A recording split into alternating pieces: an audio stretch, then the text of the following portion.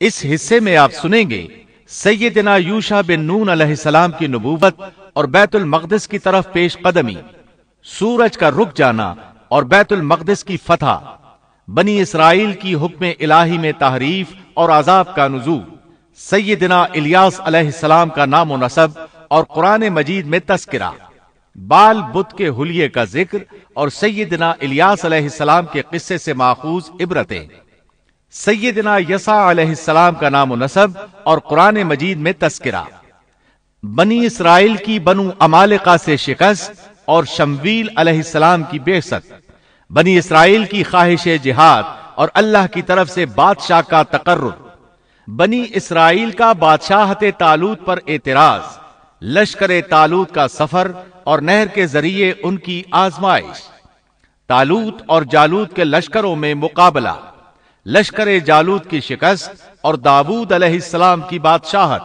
تو آئیے سنتے ہیں دارالسلام اسٹوڈیو لاہور پاکستان سے قصص الانبیاء کا 17واں حصہ، صندوق کی واپسی۔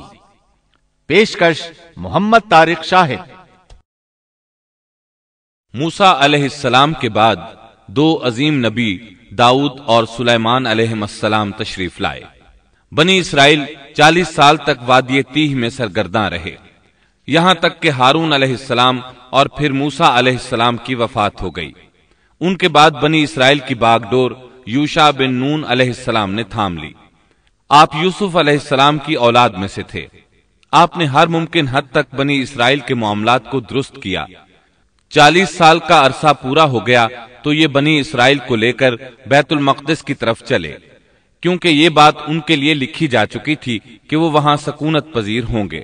سورۃ المائدہ آیت 21 میں یہ ذکر موجود ہے۔ یا قوم ادخلوا الارض المقدسة التي كتب اللہ لکم، اے میری قوم اس مقدس زمین میں داخل ہو جاؤ جو اللہ نے تمہارے نام لکھ دی ہے۔ مقصد یہی تھا کہ ایلیا شہر ان کا مسکن بنے اور وہ اس میں حکومت کریں۔ انہیں میدان تیہ میں محصور ہونے کی سزا اس بنا پر ملی تھی کہ وہ یہاں کے زبردست اور جنگجو لوگوں سے ڈر کر شہر میں داخل نہیں ہوئے تھے۔ 40 سال تک واعظ و نصیحت کی وجہ سے وہ اس میں داخل ہونے کا پختہ عزم کر چکے تھے، اس لیے شہر میں داخل ہو گئے۔ پچھلے حکم کا انکار کرنے والے اور بچڑے کی پوجا کرنے والے ہٹ دھرم لوگ مر کھپ چکے تھے۔ اس وقت کے لوگ ان کی نسل سے پیدا ہوئے تھے۔ ان میں ایک بھی شخص ایسا نہیں تھا جس نے بچڑے کی عبادت کی ہو۔ جب یہ لوگ یوشع بن نون علیہ السلام کی قیادت میں مقدس شہر کی طرف جہاد کے لیے چلے اور وہاں پہنچے تو دشمن ابھی تک موجود تھا۔ بنی اسرائیل نے 6 ماہ تک ان کا محاصرہ جاری رکھا۔ وہ زبردست جنگجو قوم تھی۔ بنی اسرائیل سے ان کا آخری معرکہ جمعے کے دن ہوا۔ یہ لوگ ہفتے کو لڑائی نہیں کرتے تھے کیونکہ یہ دن ان کی عبادت کا تھا۔ اس دن عبادت کے علاوہ ہر کام حرام تھا، لڑائی بھی ممنوع تھی۔ عصر کے وقت معرکہ ہوا۔ بنی اسرائیل بڑی حد تک کامیابی حاصل کرتے آگے بڑھتے چلے گئے، لیکن اسی وقت سورج غروب ہونے کا وقت ہو گیا۔ اس طرح صورتحال نازک ہو گئی۔ بنی اسرائیل جمعے کی شام سورج غروب ہوتے ہی ہفتے کے دن کی عبادت شروع کر دیتے تھے۔ اب اگر سورج غروب ہو جاتا تو وہ لڑائی بند کرنے پر مجبور ہو جاتے۔ اس طرح ان کی فتح درمیان میں رہ جاتی۔ اس موقع پر یوشع بن نون علیہ السلام نے سورج کی طرف دیکھا اور بولے، انک مأمورۃ وانا مأمور، تو بھی اللہ کی طرف سے مقرر کردہ ہے اور میں بھی اللہ کی طرف سے مقرر کردہ ہوں۔ یعنی ہم دونوں ہی اللہ تعالی کی مخلوقات میں سے ہیں اور اللہ کے حکم کے پابند ہیں۔ پھر آپ نے یہ دعا کی، اللہم احبسها علینا، اے اللہ اسے ہمارے اوپر روک دے۔ رسول اکرم صلی اللہ علیہ وسلم کا فرمان امام احمد رحمت اللہ علیہ نے بیان کیا ہے۔ آپ صلی اللہ علیہ وسلم فرماتے ہیں، ان الشمس لم تحبس على بشر الا ليوشع ليالي سار الى بیت المقدس، سورج کسی بشر کے لیے نہیں روکا گیا سوائے یوشع بن نون کے، جبکہ انہوں نے بیت المقدس کی طرف سفر شروع کیا تو ان دنوں میں یہ واقعہ رونما ہوا۔ سورج کا اسی جگہ رک جانا اللہ تعالیٰ کا ایک عظیم معجزہ تھا۔ سورج اس وقت تک رکا رہا جب تک کہ فتح حاصل نہ ہو گئی اور وہ بیت المقدس میں داخل نہ ہوئے۔ یوشع علیہ السلام نے انہیں حکم دیا کہ رکوع کی حالت میں دروازے سے گزرو اور زبان سے کہو حتتن، اے اللہ ہمارے گناہ معاف فرما دے۔ مطلب یہ تھا کہ گزشتہ سالوں میں ہم سے جو غلطیاں ہوئیں ان سے ہمیں پاک فرما۔ اللہ تعالیٰ سورۃ البقرہ آیت 58 میں فرماتے ہیں، وَإِذْ قُلْنَا ادْخُلُوا هَٰذِهِ الْقَرْيَةَ فَكُلُوا مِنْهَا حَيْثُ شِئْتُمْ رَغَدًا وَادْخُلُوا الْبَابَ سُجَّدًا وَقُولُوا حِطَّةٌ نَغْفِرْ لَكُمْ خَطَايَاكُمْ وَسَنَزِيدُ الْمُحْسِنِينَ۔ اور اس وقت کو یاد کرو جب ہم نے تم سے کہا کہ اس بستی میں داخل ہو جاؤ اور جو کچھ جہاں کہیں سے چاہو با فراغت کھاؤ پیو، اور دروازے میں سجدے کرتے ہوئے گزرو اور زبان سے حتتن کہو، ہم تمہاری خطائیں معاف کر دیں گے اور نیکی کرنے والوں کو اور زیادہ عطا کریں گے۔ القدس فلسطین کا دارالخلافہ تھا، یہاں ہر طرف سے پھل آتے تھے، خود بھی زرخیز علاقہ تھا۔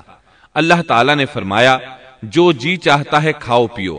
جب اس نئی نسل کو یہ حکم ملا تو اپنے آباء و اجداد کی طرح انہوں نے بھی نافرمانی شروع کر دی۔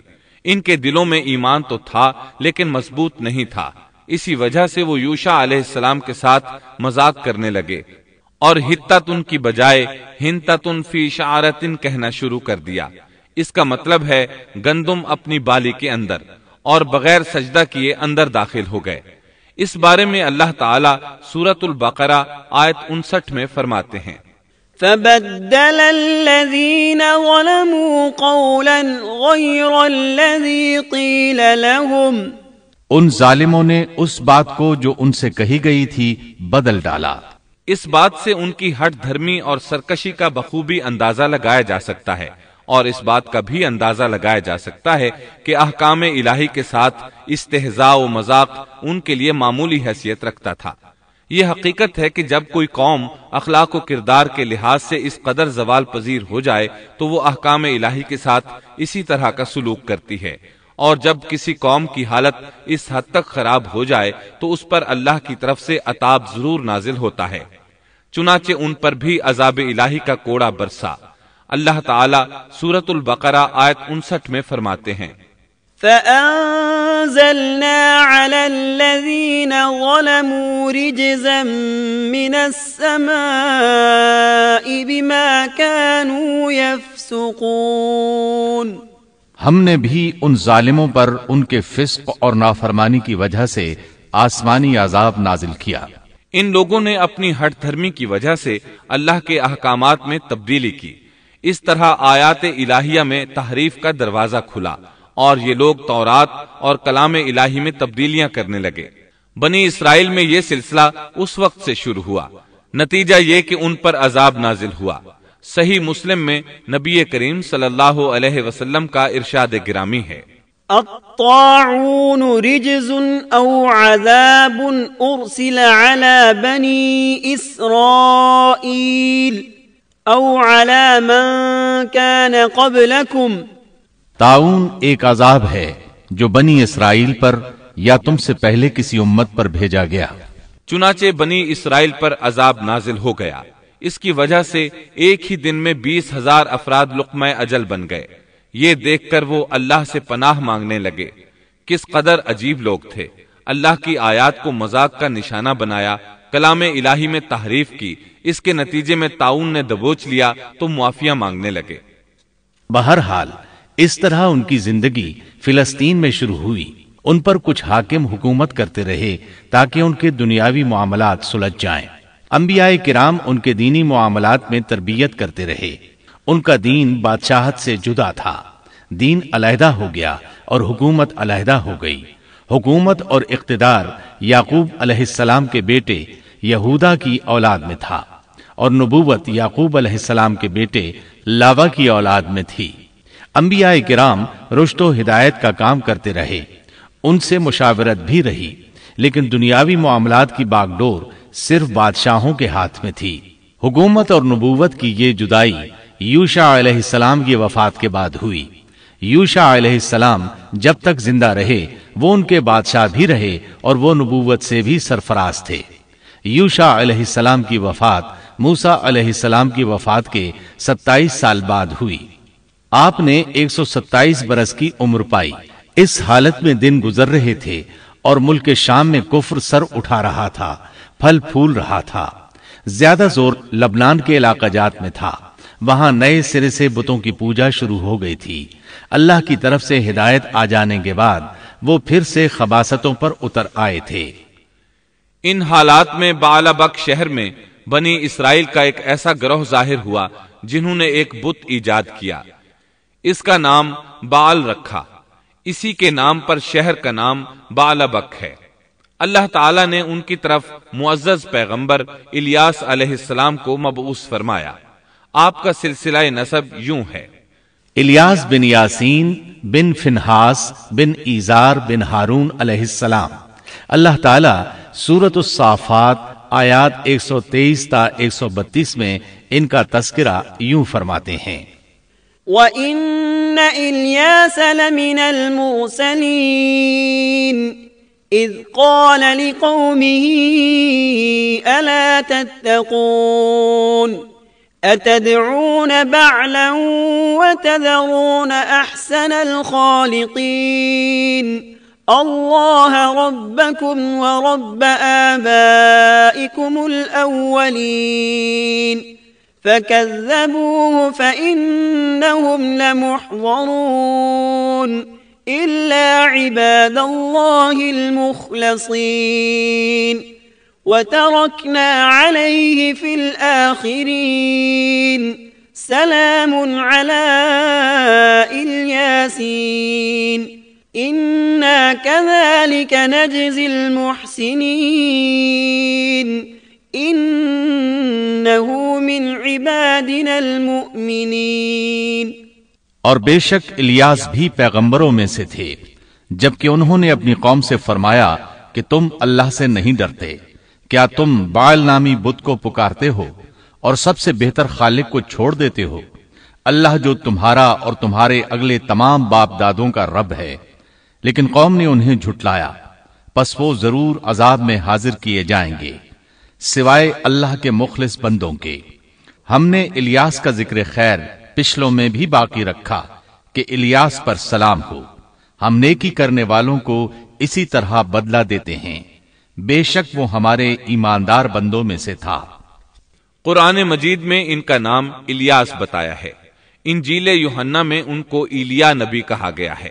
بعض آثار میں ہے کہ الیاس اور ادریس ایک ہی نبی کے دو نام ہیں، لیکن یہ بات درست نہیں، کیونکہ اول تو یہ آثار سند کے اعتبار سے قوی نہیں، دوسرا یہ کہ قرآن مجید نے سورۃ الصافات اور سورۃ الانعام میں الیاس علیہ السلام کے جو حالات اور اوصاف بیان کیے ہیں ان میں کسی ایک جگہ بھی یہ اشارہ نہیں ملتا کہ الیاس علیہ السلام کو ادریس بھی کہا جاتا ہے، اور نہ ہی سورۃ الانبیاء میں جہاں ادریس علیہ السلام کا تذکرہ ہے کوئی ایسا اشارہ ملتا ہے کہ ان کو الیاس بھی کہا جاتا ہے۔